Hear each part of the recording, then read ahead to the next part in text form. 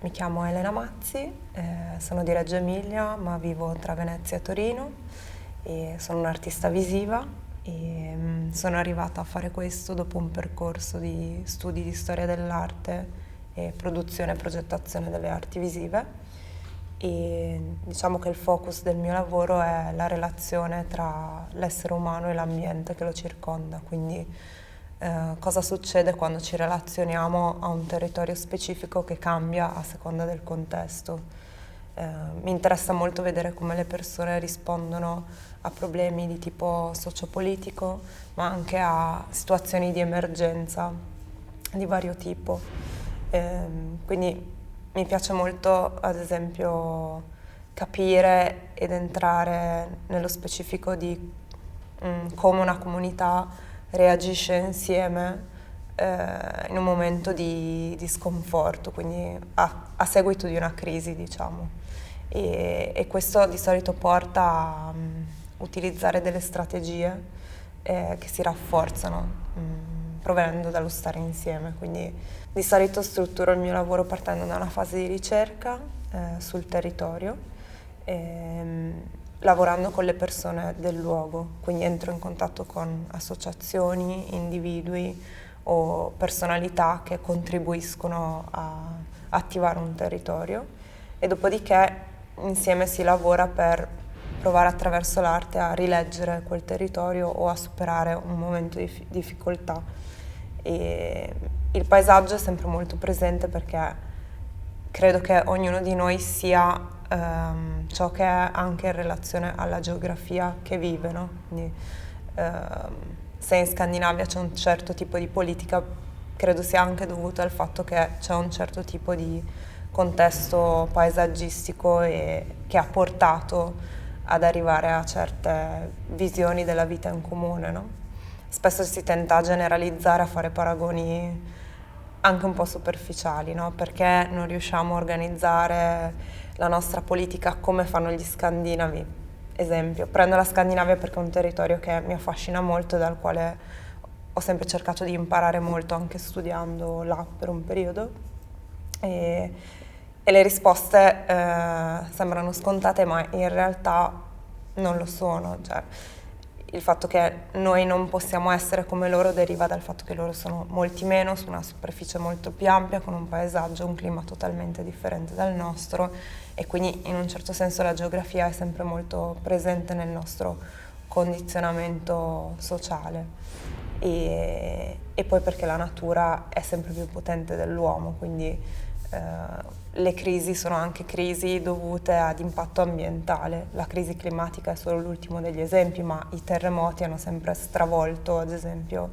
la vita sociale delle persone. E quindi vulcani, terremoti, sono tutte situazioni di paesaggio che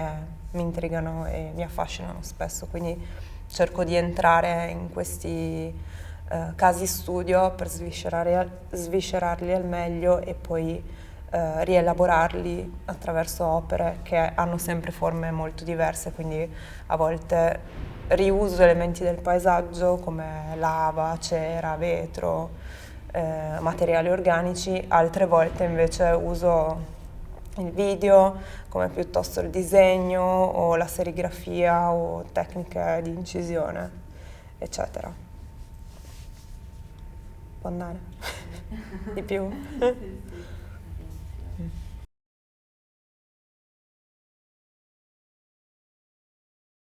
Sì, credo che la formazione sia fondamentale per ognuno di noi e nel caso specifico dell'arte credo che sia molto importante che le persone che insegnano arte siano anche persone che si confrontano col mondo. Quindi forse sono in generale un po' contro il sistema delle accademie in Italia, almeno sto parlando anche magari dell'accademia di un po' di anni fa, adesso sicuramente si sta evolvendo, ma mi è sempre sembrato un contesto molto chiuso, di persone che magari operavano nel mondo attraverso la loro arte in maniera molto limitata e quindi per questo fino a qualche anno fa, ripeto, condizionavano anche i ragazzi in una certa, in un certo modus operandi, no?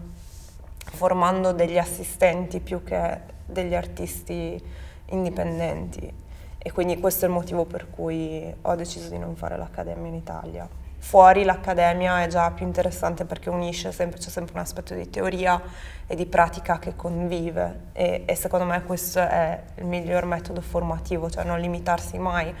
al solo apprendimento della tecnica o della teoria, ma provare sempre a mescolare entrambe le discipline. Chi è più orientato alla pratica può tranquillamente e deve riuscire ad accedere alla teoria e viceversa, anche per capire e comprendersi meglio perché poi sennò si creano categorie di persone che difficilmente comunicano tra loro o dove sempre uno dipende dall'altro, no? Mentre invece lo scambio è essenziale. Quindi sì, io sono stata molto fortunata perché ho avuto dei professori che effettivamente operavano nel mondo, però già dalla fase in cui ho studiato storia dell'arte a quella in cui ho studiato arti visive il cambiamento era enorme, c'era un abisso, cioè passare da un mondo di studio metodico sulle fonti dove ancora si guardavano le immagini attraverso le diapositive, gli archivi delle diapositive, sto parlando di 10-15 anni fa, non di tanto tempo fa, a un mondo dove si entrava in relazione con gli artisti internazionali che viaggiavano e lavoravano nel mondo, era molto diverso, quindi sicuramente è importante saper fare ricerca e questo è un metodo che poi in realtà serve ed è servito, ma allo stesso tempo è anche importante riuscire a interagire poi nel mondo reale. Il workshop è partito come un po', faccio sempre appunto dal luogo, quindi il luogo specifico la Manifattura Tabacchi, che peraltro ho già avuto il piacere di visitare tanti anni fa, prima di questo cambiamento, e quindi anche dall'idea di meraviglia intesa come un luogo che poteva paradossalmente ospitare altri mondi che oggi non vediamo più, no? Quindi sì, la storia della manifattura, ma anche mondi intermedi che sono passati per qualche anno e che non hanno lasciato traccia. Ad esempio, per un periodo la manifattura ha ospitato le scenografie del Maggio Fiorentino, quindi c'erano tutte queste sculture sparse tra un edificio e l'altro, molto affascinanti. Quindi siamo partiti da delle suggestioni visive, ma soprattutto da degli esercizi da fare nello spazio, basandoci sul libro di Perec, Specie di spazi, e quindi degli esercizi, dei testi che vanno ad analizzare proprio il nostro modo di osservare uno spazio, come noi percepiamo quello spazio, come lo guardiamo, ma anche come interagiamo con esso. E abbiamo provato ad applicarlo non solo allo spazio della manifattura, ma anche al di fuori, quindi al quartiere. Abbiamo fatto una giornata in cui sia siamo entrati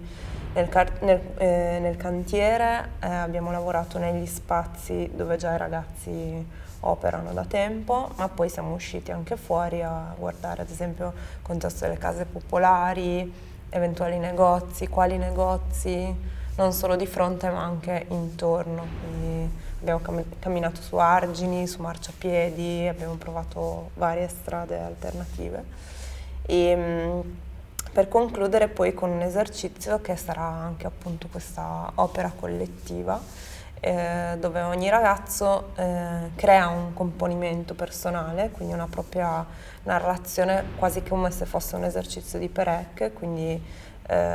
alcuni in maniera più descrittiva, altri in maniera più da osservatori, altri in maniera più intimistica, magari in forma diaristica. Sperimentano varie narrazioni che poi hanno un limite in realtà spaziale molto preciso, una pagina 4, e che verranno poi applicati in vari punti di manifattura con dei prespaziati e verranno identificati e individuati attraverso il colore e il suono, quindi il colore sarà lo stesso per tutti e il suono perché mentre osservavo i ragazzi in cantiere mi è sembrato che fossero molto, molto interessati all'aspetto sonoro dell'interazione con lo spazio, e quindi ho pensato potesse essere interessante per loro campionare alcuni ritmi, alcuni suoni che trovavano interessanti all'interno di vari punti di manifattura, e usarli come, diciamo, sorta di punti di identificazione di questi interventi letterari, narrativi nello spazio.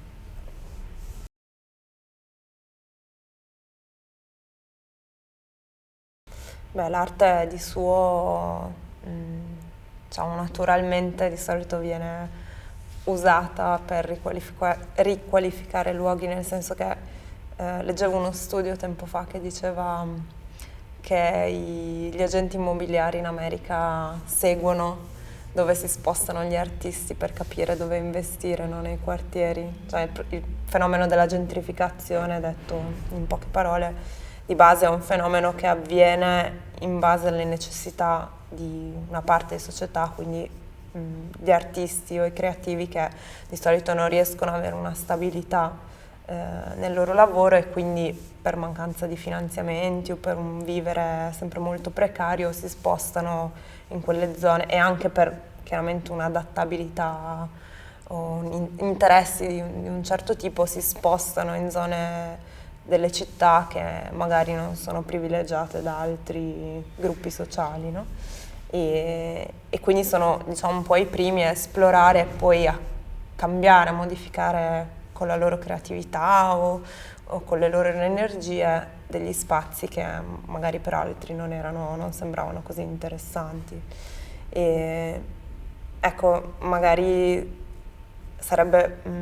forse opportuno lasciare che questi processi avvenissero in maniera spontanea, no? Piuttosto che forzarli. Ultimamente vedo in molti posti del mondo che si tende un po' a forzarli, cioè prendiamo gli artisti, mettiamoli in un posto, cambiamo quel luogo e poi facciamone ciò che vogliamo. È importante che ci sia libertà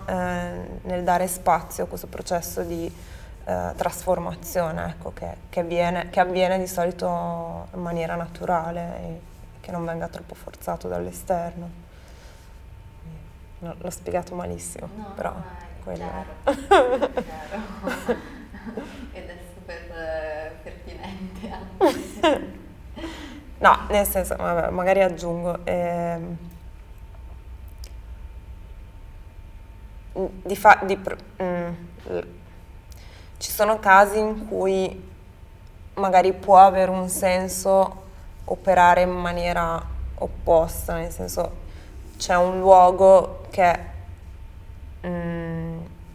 è libero, è vuoto per qualsiasi sia il motivo, la città lo offre a persone che ne hanno bisogno per avviare un processo di riqualificazione. Lì va benissimo, è importante che però il dialogo si mantenga costante tra le parti, cioè chi lo occupa e chi lo offre siano sempre in dialogo con il contesto in cui questo avviene. Perché sennò diventa un mondo chiuso, no? E allora è semplicemente il gioco tra due poteri in cui la comunità viene esclusa, e allora perché lo spazio è di uno e non di una, cioè di chi è lo spazio alla fine, no?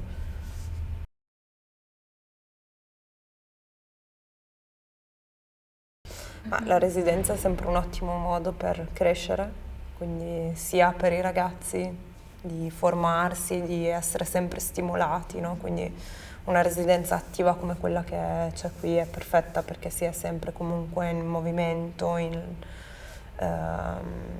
fase di sviluppo di se stessi, ma anche in costante dialogo con altri, no? L'idea di avere dei workshop di persone che vengono qui e dialogano con chi invece sta qui e ha un suo percorso è perfetto. No, mi domando se non potesse essere che la residenza sia una vera e propria residenza a 360 gradi, quindi che gli artisti abbiano anche la possibilità poi di dormire, di esperire questo posto in tutto e per tutto, perché ho avuto un po' la sensazione che sì, qui passano molto del loro tempo, però poi c'è sempre un andare e un tornare, no? Quindi un essere comunque scollegati parzialmente cioè sempre il solito discorso del contesto, no? Quindi sì, la manifattura è qui, però la manifattura è anche un disco volante che potrebbe potenzialmente vivere in maniera autonoma, no? Anche nell'idea di accrescimento poi di un complesso che diventa autosufficiente se ha tutto quello che gli serve al suo interno, quindi si isola dal contesto in cui è e rischia di diventare una parte un po' disgregata rispetto al resto del quartiere in cui si trova. Quindi secondo me sarebbe molto bello, è sempre stata un po' anche la mia critica ad altri modelli di residenza che anch'io ho fatto in Italia, mentre invece all'estero, quando facevo delle residenze all'estero, il posto in cui dormivo era o lo stesso in cui lavoravo o molto vicino al luogo in cui lavoravo, quindi c'era sempre una continuità tra vita, lavoro e correlazione con il quartiere, quindi ci sono stati casi in cui io invitavo i miei vicini che non avevano niente a che fare con l'arte semplicemente perché andavo a comprare il pane, a fare la spesa, a fare qualsiasi tipo di cosa e semplicemente ci si raccontava e quindi innescata la curiosità poi si aveva anche voglia di sapere che cos'erano queste residenze, no? Perché poi per qualcuno che non fa arte il concetto di residenza d'artista è qualcosa di ancora molto difficile da capire, no? Cioè qualcuno che ti dà una casa e un posto dove lavorare per sviluppare per un periodo limitato quello che vuoi, cioè cosa significa. Quindi è interessante secondo me anche dialogarne o parlarne con persone che non hanno idea di cosa questo mondo sia e di come invece potrebbe essere molto importante avere un'informazione di scambio tra le parti, insomma.